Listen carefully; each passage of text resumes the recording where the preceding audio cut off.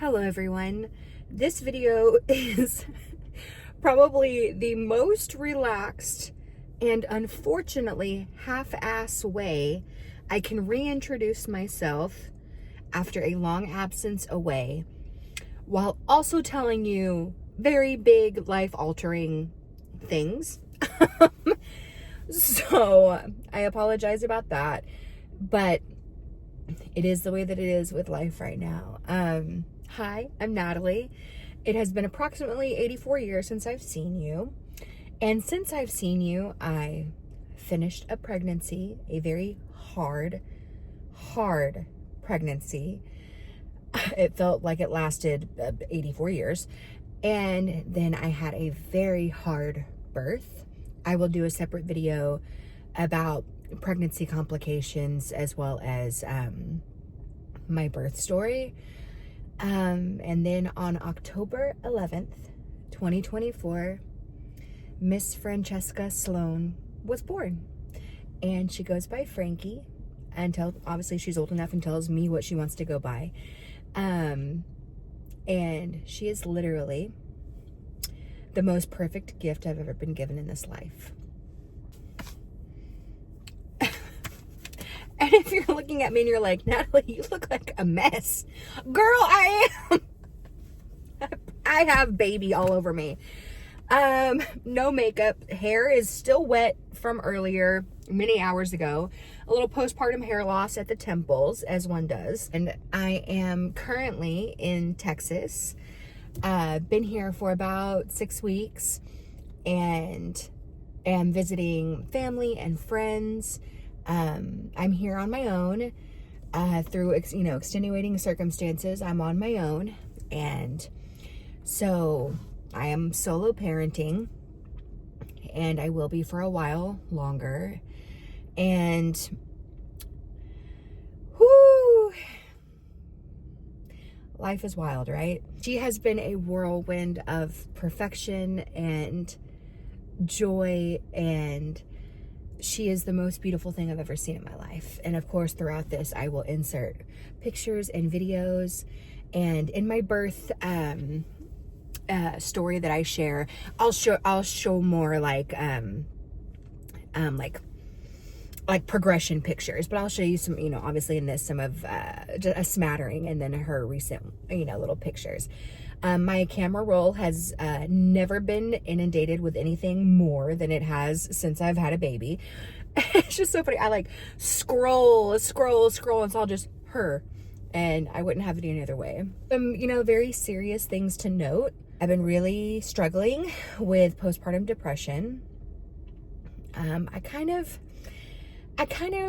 expected to, you know what I mean? I have a predisposition towards depression and anxiety. I have PMDD, premenstrual dysphoric disorder, which if you've never heard of it or would like to know more about like my experience with it, or resources I've used, kind of like my game plan from doctors, I would love to make a video on that as well. I don't know why I never thought to do a separate video on that. It's basically a very severe form of PMS that has not only psychological symptoms, but also like health symptoms, things like that. So I kind of guessed that I would experience postpartum depression, some postpartum anxiety, but mostly leaning towards depression. And it's wild because you are fully aware that you love your child more than life itself. You're so grateful for them. You look at their faces and it just fills you with indescribable love and joy.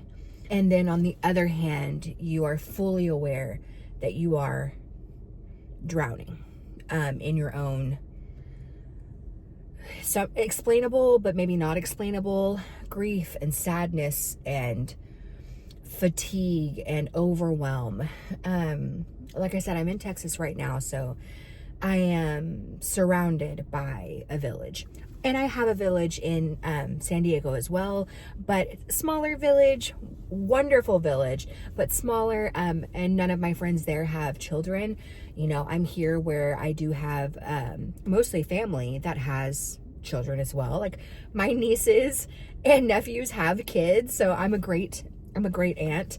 But it's so funny, my nieces and nephews' kids are older than my child. My brother and sister are much older than me, so they started having children much earlier. And also, you know, I was 38 I am 38 since I gave birth to Frankie. So there is the age disparity, but what that means is that Frankie gets to grow up alongside her little cousins, and you know, I'm so happy to be here during this time. So I'm very lucky to have had loved ones, you know, hold on to Frankie for a couple hours so I could take a shower or take a nap, things like that. I am endlessly grateful for that. Something very specific about the last couple days, I've actually had back-to-back migraines. I get menstrual migraines. I have since I was a child, because I started my period when I was 9. I'm sure y'all wanted to know that.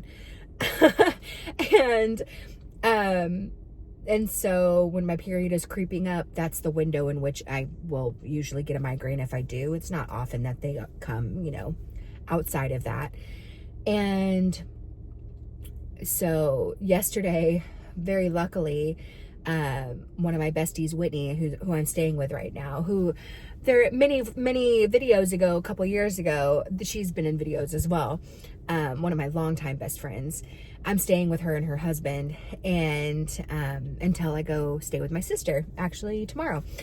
And so Whitney stayed home because she wasn't feeling too hot, and then she was an angel, and I told her, like, ooh, migraine's hitting, and you know, my family and friends know what that means for me. And she was like, boop, I got her. And so she took her for a couple hours while the front end of the migraine passed. I lose my vision. That's like the biggest part of the front end of the migraine. I lose my vision for a while. And when you're trying to take care of a baby, that is not the best thing to happen, right? Took her so I could rest. And then, like clockwork again today, around the same time in the morning, another one hit. Luckily I had meds for yesterday and today. I carry them with me because a few days I might get another, and the meds help a lot. It takes like a many hour horrible migraine into a short horrible migraine, you know. So I know this is a lot of information coming at y'all really fast, but Frankie's been born. Frankie's over 4 months old now. She's doing wonderful.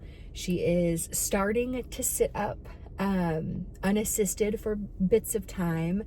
She is starting to roll. She's starting to laugh, and oh my gosh, she's so smiley. She's a little doll. She's so smiley, loves to smile and laugh. And her little laughs are kind of like, they sound like the beginning of cough. She's like, so I can't wait till she like belly laughs for the first time. She's not a great sleeper at night. She will sleep through the night, but wake up often to eat. And I've kind of realized that there's a distinction. So it's not that she doesn't sleep through the night uninterrupted, because she'll go down around anywhere between 8:30 and 10, depends on when we finish, you know, bedtime routine and everything like that. And she'll sleep pretty well until about 7 a.m., usually 6:30 to 7:30 a.m. But she's up every 2.5 hours. So, you know, I'm up with her. So it's not uninterrupted sleep, but she sleeps well when she does sleep, if you know what I mean. And I have my Lola here with me. She is very much enjoying having another doggy friend around again, because I think I told y'all, or I know I told social media in general, but I'm not sure about YouTube, that the old man dog that I had him for 4 years, Charlie, the one that I foster failed. He passed away last year in January. So I feel like even though Lola is old and blind and deaf, she still can obviously sense if there's another pup around, and I think that it does give her a little pep in her step, even if she's not overly like affectionate to them. So Whitney and her husband have a dog named Roxy, who is this super cute. I will insert pictures of Roxy too, and of Lola, of course, and super cute Staffy. is the sweetest dog. One of those dogs that look scary.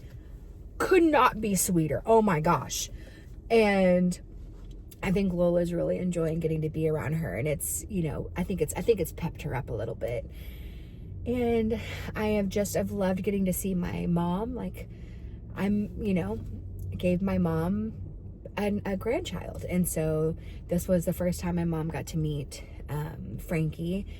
As I think I'm not sure if I discussed before, my mom's not in amazing health, but she's here, and she's obviously alert, and she, you know, for as long as possible, I'm going to get them to spend time together. And of course, seeing my mom with a baby, just with my baby, warms my heart. Like, I wasn't sure if I was ever going to be able to give her a grandchild from me. So, you know, there's lots of things I never thought I'd be able to participate in. And it's one of those things where I'm like, wow, did I have to wait till I was almost 40?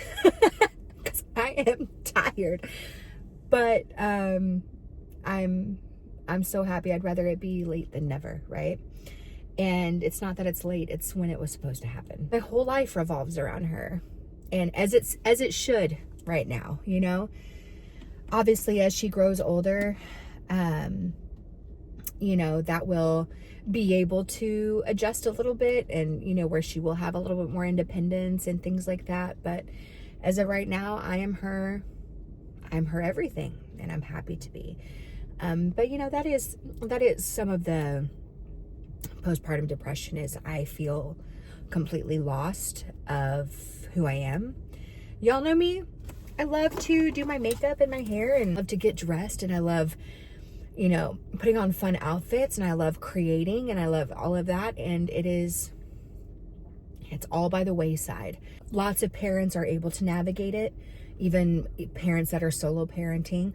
I just haven't found the groove yet, and I will. It's just, there's a lot of things in my life right now that are uncomfortable, and I'm figuring them out, you know? So I just wanted to put this video out there. I was literally sitting, having coffee, because I don't want to get out of the car yet, because Frankie is taking a nap.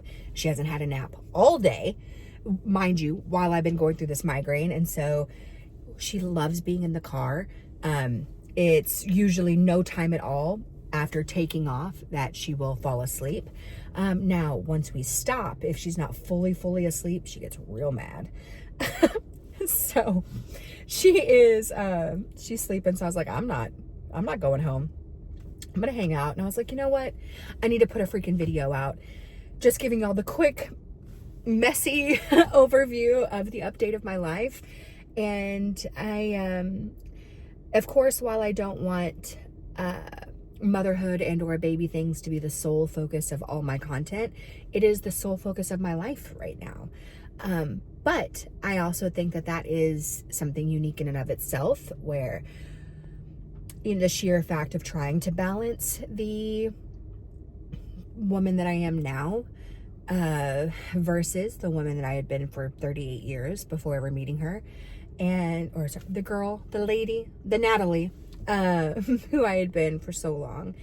And I don't dislike this new version of myself whatsoever. I just don't know her yet. And I would like to get to know her. And we're struggling, but we can get there.